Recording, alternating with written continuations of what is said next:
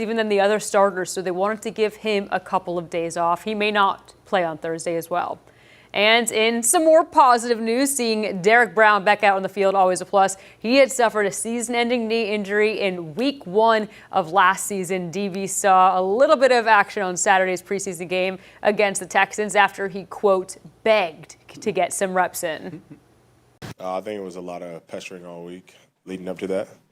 I definitely sat on the sideline and high anticipation the week before for the Cleveland game and didn't practice. So, to get back out there was awesome. It's been a long 9 months, to say the least. So just to know what it took to get back to this point and then being able to just, enjoy the moment. And the 6th straight win for Charlotte FC. The difference coming from their striker, Idon Toklamati, has his 6th goal in the last 9 matches of MLS play. Today, though, the team introduced Idon's newest competitor. An Australian striker, Archie Goodwin, has now joined, and he says that he has a knack for finding the back of the net. A lot of coaches in the past have told me you can't really teach a natural instinct to be in the box and be in the right areas. You just have it growing up, and there's not really, you can't coach it into a striker. I think they've just always got it, and I think that's something I've always had, being in the right areas. Whether it's a sense of, it could be just my senses are always to have a sniff, get in the box and score tap-ins, but a goal's a goal. Yeah, Dean's made it pretty clear he likes the idea of bringing in a bit of a competitor for Idon and say, this isn't someone who's replacing him right away. It's someone good to kind of go head-to-head with for getting that starting number 9 spot. They're playing so well together. It's awesome. It's really cool great to see them 6 in a row. Yeah. So excited. Brad, last check of the forecast? We're keeping an eye on a few showers out there, but coming up at 6:30, we're going to talk more over on WCNC Plus about Aaron and the impacts on the coast. All right, so joining us for that, and of course, we'll be back tonight for the news at 11. Have a great night, everyone.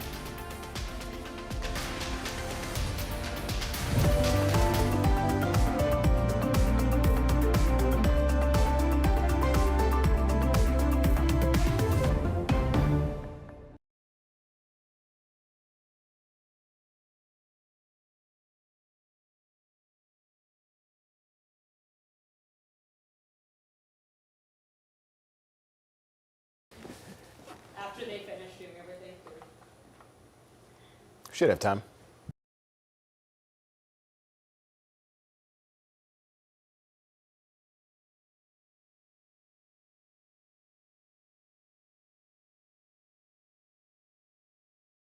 All right.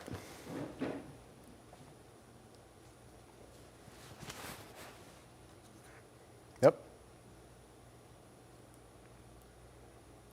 Tonight at 11, for the second time in a year, a chief deputy of the Mecklenburg County Sheriff's Office resigns. His reasoning for leaving the department tonight. Plus, the family of a 16-year-old killed over the weekend speaks to us about the tragedy. WCNC Plus, stream now.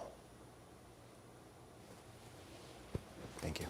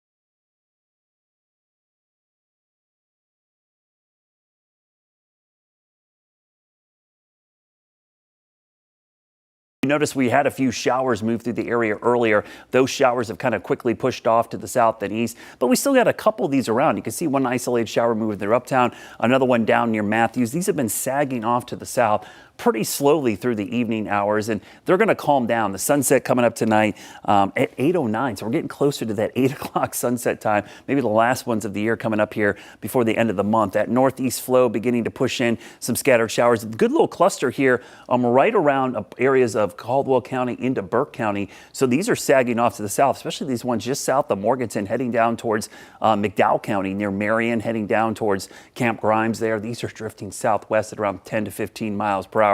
You see the forecast tonight, our average low is 69.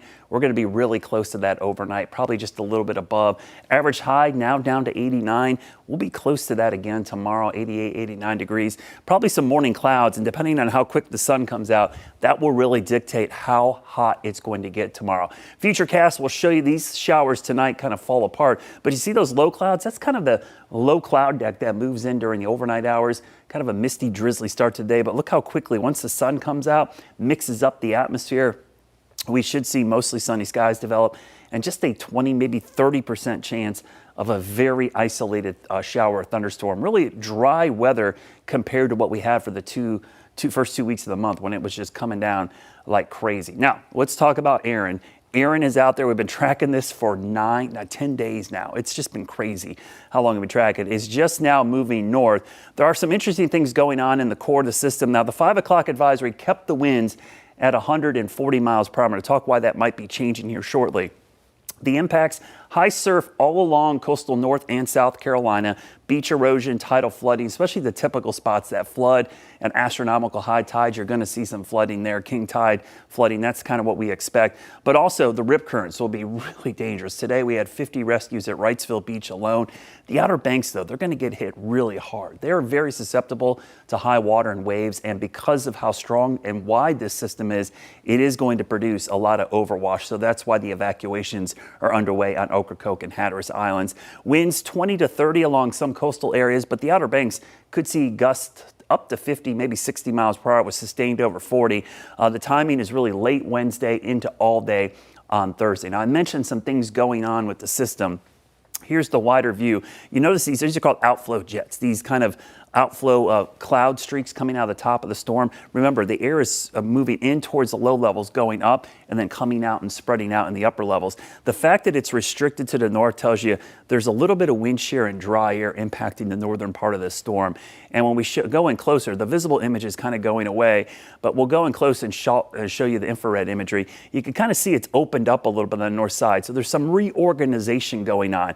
It's over relatively warm water still, and the eye wall could be going through what we call a replacement cycle. So the hurricane hunters are heading out there right now. We should have a pretty good idea this evening what's happening in the core of the storm, but there might be a brief reduction in wind speed and intensity, but it could still come back up because for the next 36 hours or so, it's going to be over relatively warm water. As it moves north, the wind shear and dry air will continue to pick up, and eventually we will see more of a deterioration of the system. But it's so powerful and so big that momentum of water gets pushed toward the coast. So even though this is pushing this way, that water's still built up. Remember, it's going this direction initially, so all the surge and water gets pushed towards the coast. So even though the storm veers off to the right, it's already pushed that water towards the coast. So we're going to see high water, especially for the east and southeast facing coastlines and beaches. Those will get the worst of the waves and the surge. Winds, the only area that likely will see tropical storm force winds are the Outer Banks, and you can see why right there. The yellow is the wind radii that we call it up to tropical storm force. The yellow is up to 50, and then you see the 74, I see almost 60. The hurricane force winds are there in the red. So the strongest winds do stay offshore, but they do clip the Outer Banks before it moves out on Thursday night into Friday. So for that reason, I do expect some medium to high impacts on the coast, especially the Outer Banks. Lower impacts, mainly ocean oriented. So if you're going down to like Myrtle Beach or Hilton Head or anywhere of those areas tonight south, the weather should be great. You're just going to notice really rough surf, and you're not going to want to get in the water above your knees because that's where the rip currents will get you. So just pay attention to those lifeguard flags and maybe stay in the shallow waters or stay in the pool until this system moves away. The tropical storm force winds, you could see most of them stay offshore, but the Outer Banks have the highest risk of seeing that out towards Hatteras, about a 40% chance. And for that reason, we've seen the tropical storm watch issued for areas just south of Morehead City. It does include Topsail Island, then all the way up to the Norfolk, the Tidewater area of Virginia. This is primarily because we expect wind, waves, and water, not so much rain. I don't think there'll be any rain at all, maybe not even a drop of rain. It's going to be the water from the ocean that'll be the biggest issue. And because of that, we've already got a storm surge watch up for most areas, Atlantic Beach, Morehead City north, heading up towards Kill Devil Hills. And it's really going to be on the Outer Banks where we see that overwash. You're thinking 3 to 6 feet of water. Remember, most of these islands are a foot or two above sea level or less. So that will wash over many parts of the islands. The blue, that's what we expect, 1 to 3 feet of surge in the Outer Banks, all that area, probably 3 to 6, but probably more towards that 3 to 5 foot range. And that doesn't account for the waves on top of any high water. So what I would anticipate, if you're in the Outer Banks watching, every high tide the next few days are going to get higher and higher, and the low tides won't go down as far. So this will build slowly as we get into Wednesday night and really peak on Thursday. But you're going to start noticing some of the water coming up tomorrow. And by the time you wake up on Wednesday, you're really going to notice the high tides on Wednesday coming up fairly quickly. We break down the cities that will be impacted by tropical storm force winds. You kind of get a good idea there. Hatteras, probably the longest duration as we go into late Wednesday and early Thursday. Kitty Hawk a little bit less. And then Morehead City, a brief couple of hours there of tropical storm force winds. And again, remember what that means. 39 miles per hour higher sustained, not gusts. We're talking sustained winds for tropical storm. Hurricane force will be 74 miles per hour sustained or higher. So we're not anticipating any of that. The big story in all this, as we mentioned, is the water. That does include the waves. Significant wave heights are forecast offshore to be crazy high. Some of the reds and pinks you see there, you're talking 50 feet or higher. You notice the buoys here, 31-foot waves, 16-foot. But closer to the coast, the waves won't be that high. They're going to be closer to 10 to 15, which is pretty high. They will whittle down as they get closer to the coast. But because the Outer Banks stick out so far, you're going to see those waves crashing on the beach. So the shore break up in the Outer Banks could be 10, 12 feet, certainly a good possibility.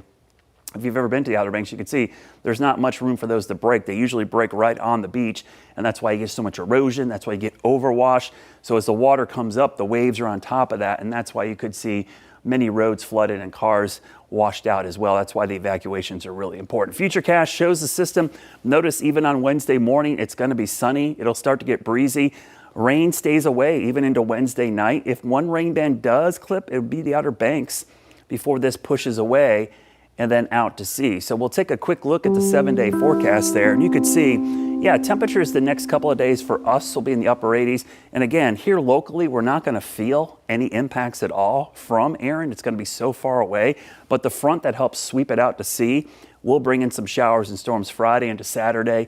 That will bring in some cooler temperatures as well. So as we go into next weekend, those temperatures are actually going to be only in the low to mid 80s. And as the kids go back to school for CMS, we'll actually see temperatures pretty mild in the mid 80s with falling temperatures possible as we get later into next week, maybe even in the 70s by the middle of next week with a little bit of a chance of rain.